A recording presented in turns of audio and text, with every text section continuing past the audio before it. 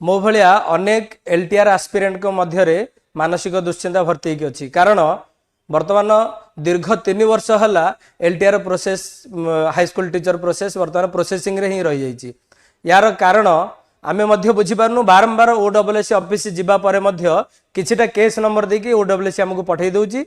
आसंता 13 तारीख दिन आमे समस्ते निजर मत उपस्थापन करिया पई एवं प्रोसेस कौन पे डिले होची ता विषय जानिया पई समस्ते एकत्रित होचु ओडब्ल्यूएससी ऑफिस सामने।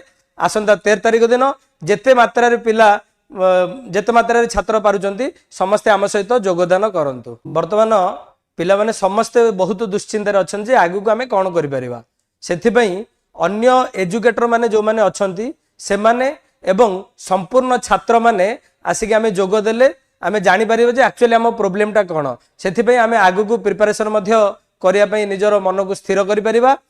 सेथिपई समस्ते 13 तारीख दिन आसिकी ओडब्ल्यूएससी रे योगदान करिबा एवं निजर भविष्य केमिति आगु को जाई परिबो सेति प्रति दाबी उपस्थापन आमे करिबा।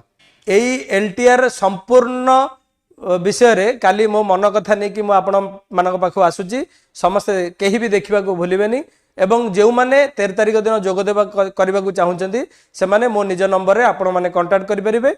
मो नंबर होची 7381867028। धन्यवाद।